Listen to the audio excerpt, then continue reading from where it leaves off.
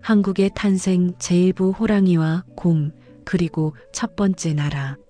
아주 먼 옛날, 호랑이 담배 피우던 시절보다 더 옛날에. 자, 우리 친구들, 그리고 어르신들, 모두 편안하게 앉으셨나요? 오늘은 제가 아주 재미난 옛날 이야기를 하나 해줄게요. 우리가 지금 살고 있는 이 땅, 대한민국이 언제 처음 생겨났는지 아세요? 할아버지의 할아버지, 또 그 할아버지의 할아버지. 이렇게 끝도 없이 거슬러 올라가면 까마득한 옛날에 고조선이라는 나라가 있었답니다. 오늘은 그 고조선이 어떻게 생겨났는지, 그 시절 사람들은 뭘 먹고 어떻게 살았는지 타임머신을 타고 슝하고 날아가 볼 거예요. 자, 준비됐으면 출발해 볼까요? 첫 번째 이야기, 쑥과 마늘의 전설, 곰이 사람이 된 사연. 옛날, 아주 먼 옛날, 하늘나라에는 환웅이라는 왕자님이 살고 계셨어요. 이 왕자님은 구름 아래 인간 세상을 내려다보며 항상 이런 생각을 하셨대요. 아, 저 아름다운 땅에 내려가서 사람들을 널리 이롭게 하며 살고 싶다. 그래서 아버지인 하늘의 신 환인의 허락을 받고 비와 구름과 바람을 다스리는 신하들을 거느리고 태백산 꼭대기 신단수 아래로 내려오셨지요. 그런데 어느 날 숲속에 살던 호랑이와 곰 한 마리가 환웅을 찾아와 넙죽 절을 하며 빌었답니다. 제발 저희도 사람이 되게 해주세요. 환웅은 쑥 한 뭉치와 마늘 20쪽을 주면서 말씀하셨어요. 너희가 이것만 먹으면서 캄캄한 동굴 속에서 100일 동안 햇빛을 보지 않으면 사람이 될 수 있을 것이다. 자, 성격 급한 호랑이는 어떻게 됐을까요? 며칠은 잘 참았지만 좀이 쑤시고 배가 고파서 견딜 수가 없었죠. 에이, 나 안 해. 고기도 못 먹고 답답해 죽겠네. 결국 호랑이는 동굴 밖으로 뛰쳐나가 버리고 말았어요.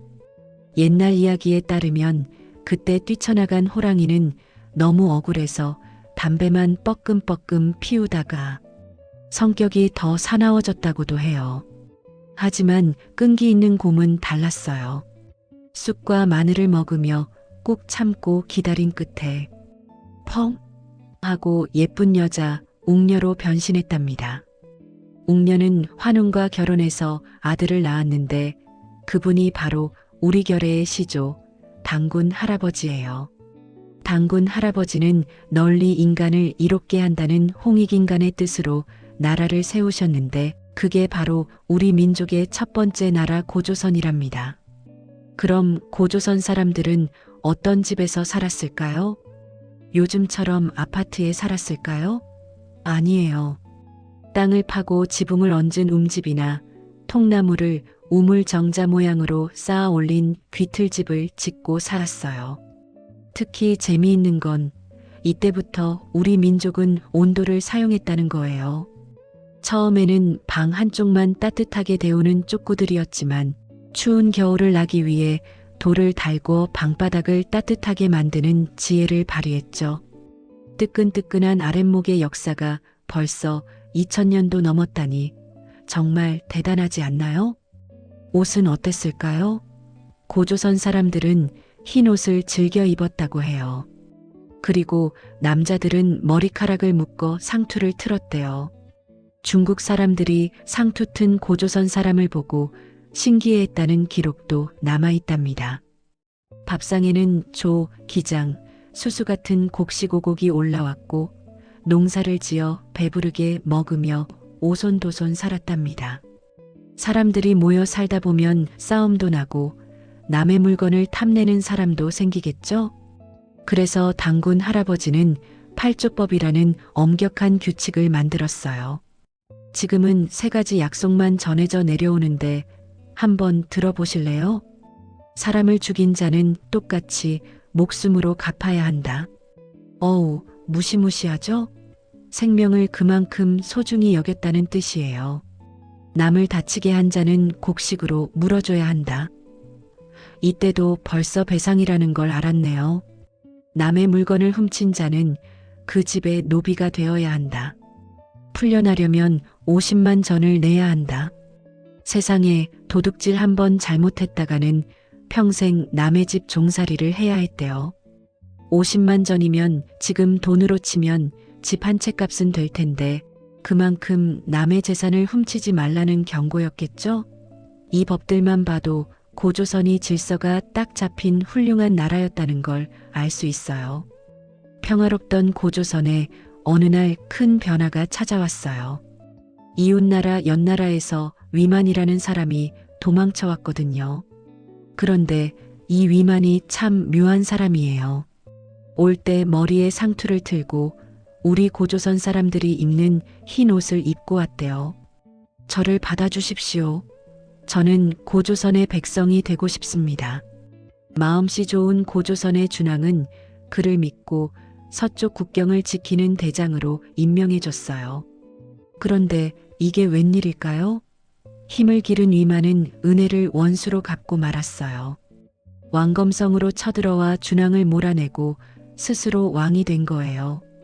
이걸 우리는 위만조선이라고 불러요. 하지만 위만조선도 영원하진 못했어요. 힘센 이웃나라 한나라와 큰 전쟁이 벌어졌거든요. 고조선 군사들은 1년 넘게 정말 용감하게 싸웠어요. 그런데 안타깝게도 나라 안에서 배신자들이 생겨났어요. 아이고, 이러다 우리 다 죽겠다. 그냥 항복하자. 성문을 몰래 열어준 배신자들, 심지어 왕자까지 적에게 항복해버리는 바람에 고조선의 수도 왕검성은 함락되고 말았답니다. 참으로 안타깝고 슬픈 역사지요? 나라가 튼튼하려면 우리끼리 똘똘 뭉쳐야 한다는 교훈을 남기고 고조선은 역사 속으로 사라졌답니다. 고조선은 사라졌지만 그 흔적은 아직도 우리 곁에 남아 있어요. 강화도 만이산에 가면 참성단이라는 거대한 돌 제단이 있죠? 당군 할아버지가 하늘에 제사를 지냈다고 전해지는 곳이에요. 지금도 개천절이나 전국체전 때가 되면 거기서 성화를 체화하잖아요. 오늘 들려드린 고조선 이야기 어떠셨나요?